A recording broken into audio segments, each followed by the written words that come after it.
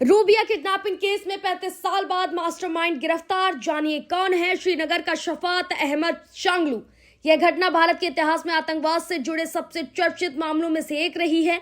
Rubia Saeed kidnapping case, जिसने 1989 में जम्मू कश्मीर के हालात को हिला दिया था, अब 35 साल बाद फिर सुर्खियों में है, क्योंकि इस मामले का मास्टरमाइंड शफात अहमद शांगलू को आखिरकार गिरफ्तार कर लिया गया है। रूबिया सईद तत्कालीन केंद्रीय गृह मंत्री और बाद में जम्मू कश्मीर के मुख्यमंत्री रहे मुफ्ती मोहम्मद सईद की बेटी हैं।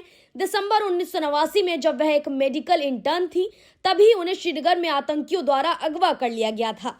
इस घटना के बाद भारत सरकार पर भारी दबाव बना और आखिरकार 5 कुख्यात आतंकियों की रिहाई के बदले रूबिया को छोड़ा गया। यह फैसला उस समय काफी विवादों में रहा और इसे आतंकवाद को बढ़ावा देने वाला कदम माना गया। अब लगभग 3 दशक बाद इस केस में बड़ी कार्रवाई हुई है। पुलिस ने इस किडनैपिंग और साजिश के मुख्य आरोपी शफात अहमद शांगलू को गिरफ्तार किया है। बताया जा रहा है कि वह लंबे समय से गुप्त रूप से श्रीनगर में ही रह रहा था और पहचान छिपाकर खुद को सामान्य नागरिक की तरह पेश कर रहा था। सुरक्षा एजेंसियों को काफी समय से उसकी गतिविधियों पर शक था और तकनीकी निगरानी के बाद उसे पकड़ा गया। शफात अहमद की गिरफ्तारी को सुरक्षा एजेंसियों ने बड़ी उपलब्धि बताया है, क्योंकि वह बीते कई वर्षों से जांच एजेंसियों की नजरों से बचता रहा था। माना जा रहा है कि वह हिजबुल मुजाहिदीन के कई पुराने आतंकियों और नेटवर्क से जुड़ा हुआ था।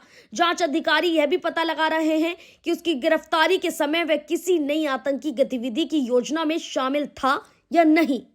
इस गिरफ्तारी ने 35 साल पुराने इस किडनैपिंग केस को फिर से चर्चा में ला दिया है। कई राजनीतिक और सुरक्षा विशेषज्ञ मानते हैं कि रूबिया अपहरण घटना कश्मीर में आतंकवाद को वैचारिक और रणनीतिक रूप से मजबूत करने का शुरुआती बिंदु थी। वहीं अब इस मामले में न्याय और जवाबदेही की उम्मीद फिर जाग उठी है।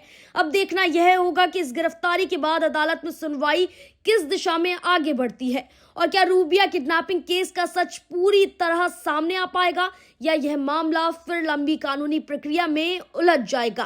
फिलहाल के लिए इतना ही। वीडियो को लाइक और शेयर करें और ऐसी ही खबरों के लिए चैनल को सब्सक्राइब कर लें।